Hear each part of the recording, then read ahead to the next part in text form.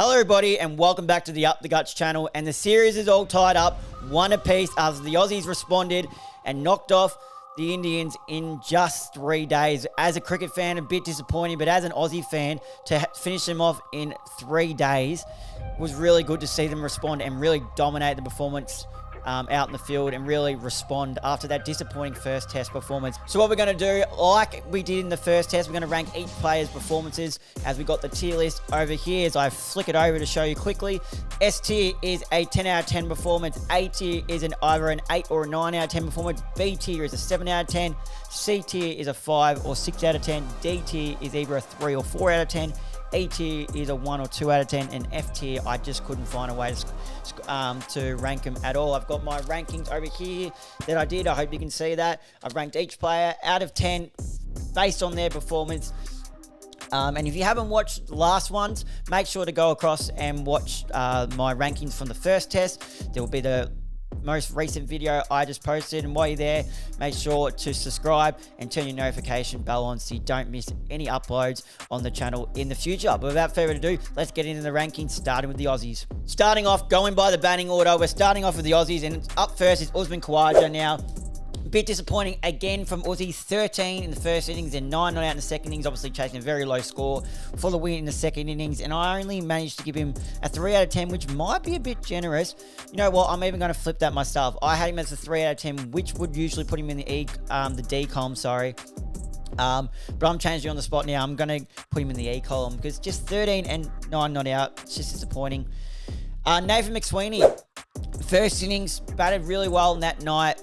Did the hard yards, batted under lights with against a pink ball for the likes of Jasprit Bumrah and Mohammad Siraj. But Jasprit Bumrah with the pink balls, I was really nervous of what he could possibly produce with that pink ball. He was going to get moving.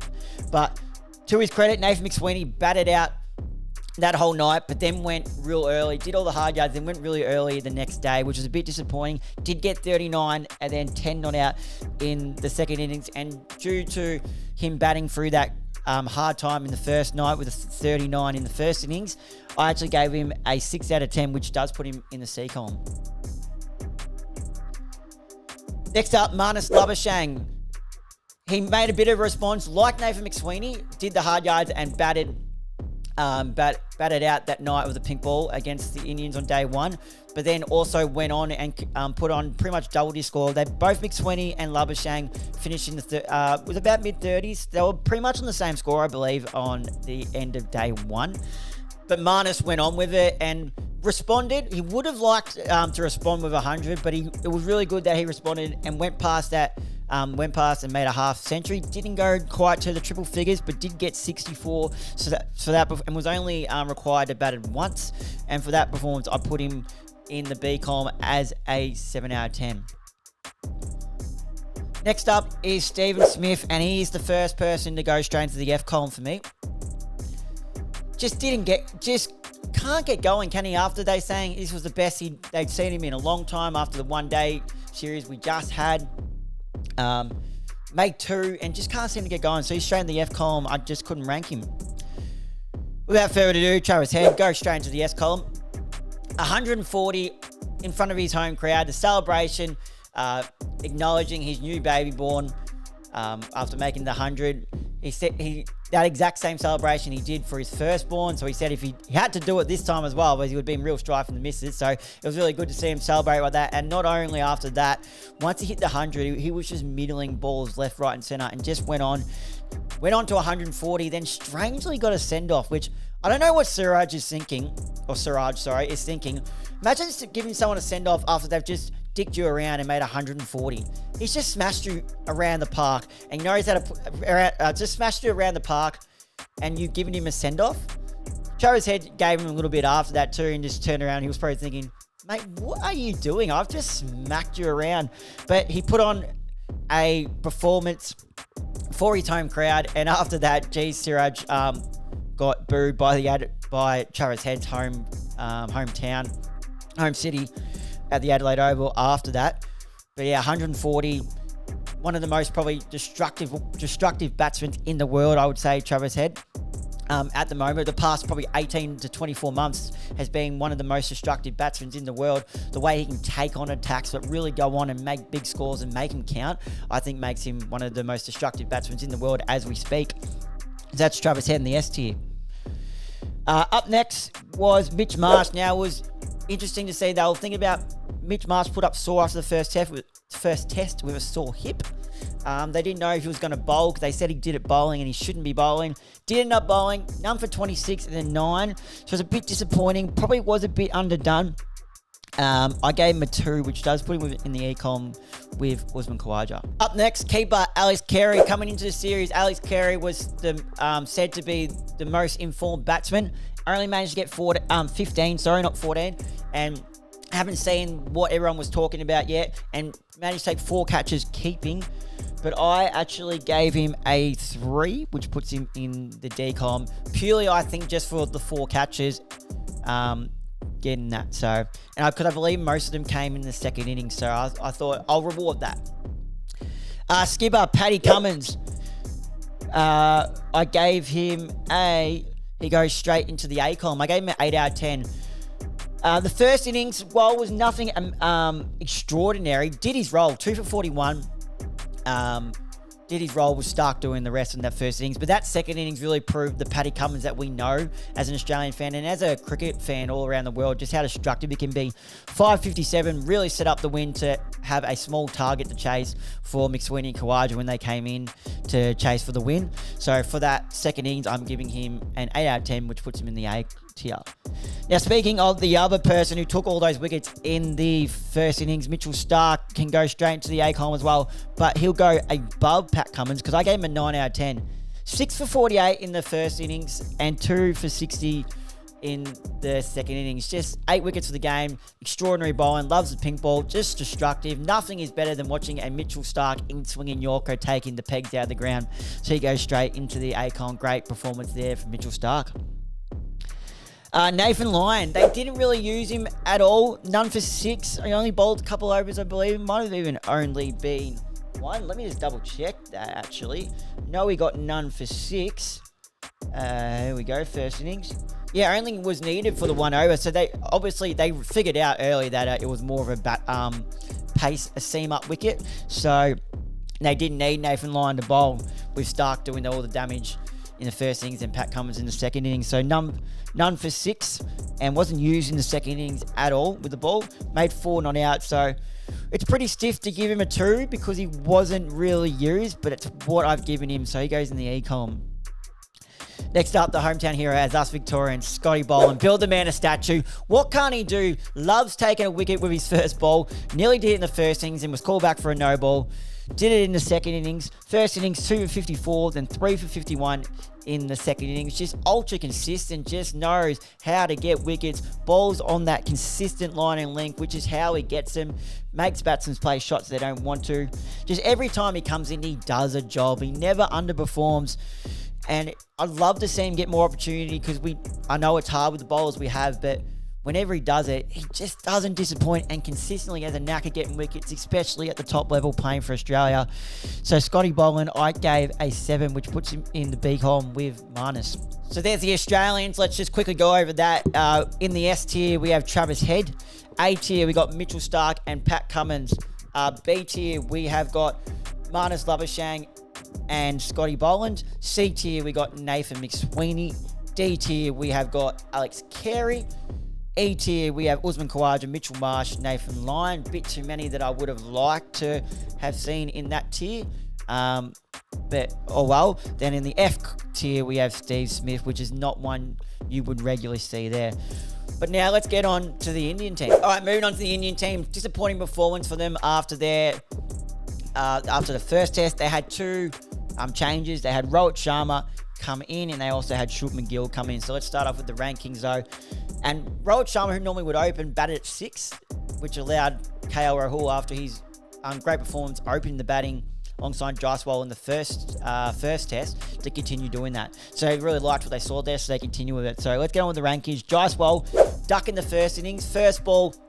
Very first ball of of the test after saying, sledging Mitchell Starc, saying he was bowling too slow. Then Mitchell Starc just comes in, blows his pad off.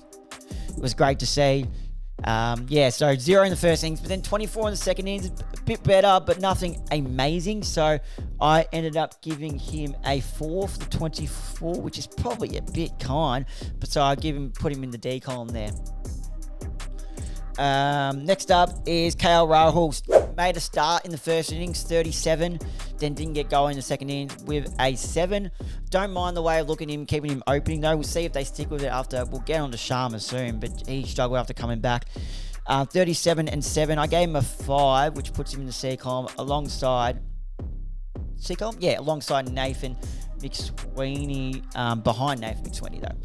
Next up, Shubman Gill. Now, he looked like he was going to take the game.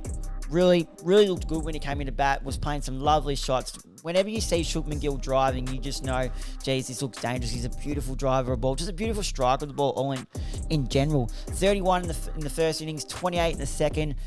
Both times looked really good, was showing some promising signs that didn't just manage to get out before he could really build a big innings.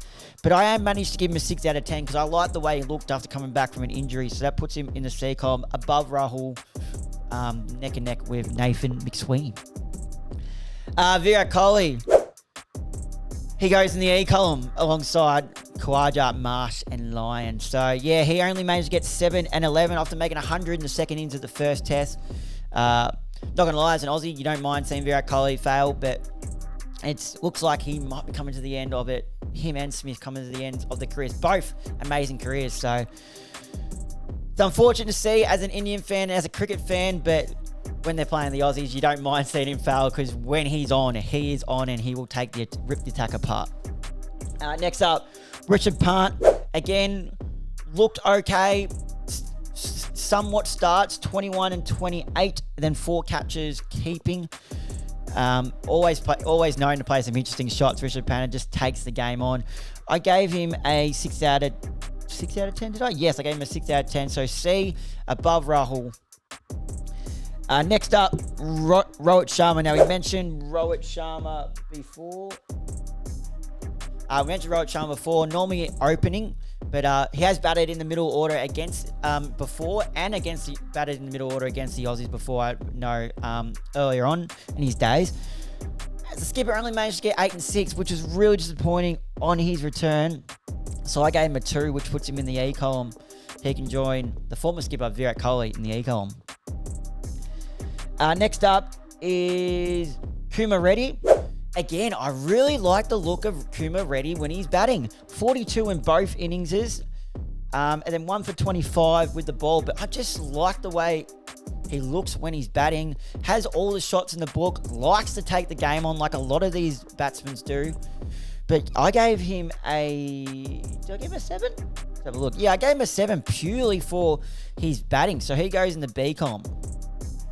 Ashwin made a return and made 1 for 53, and then looked like he was building a bit of an innings with the bat in the first innings as well. Made 22, so 1 for 53, 22 in the first innings with the bat, and 7 in the second innings with the bat. Not a terrible return considering the wicket wasn't offering much for the spinners.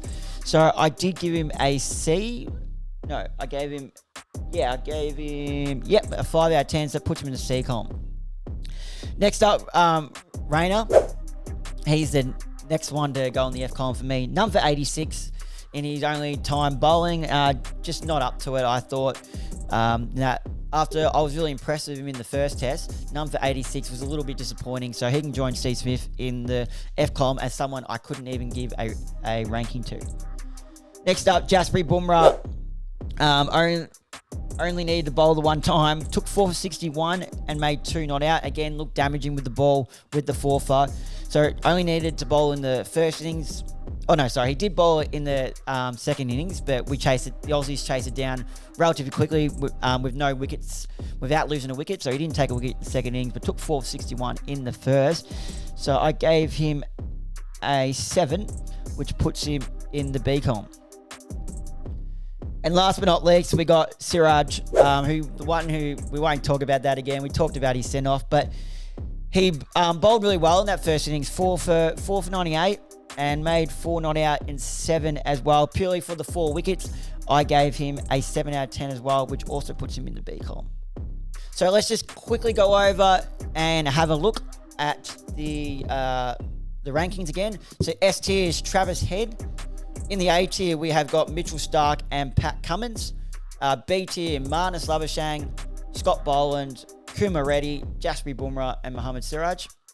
C column, Nathan McSweeney, Shubman Gill, Rishabh Pant, KL Rahul, and Ashwin. Not even going to bother trying. Ravindran Ashwin, I think it is.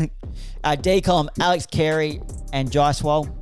I got Usman Khawaja, Mitch Marsh, Nathan Lyon, Virat Kohli, and Rohit Sharma. And in the F column is Steve Smith and Harshit Raina.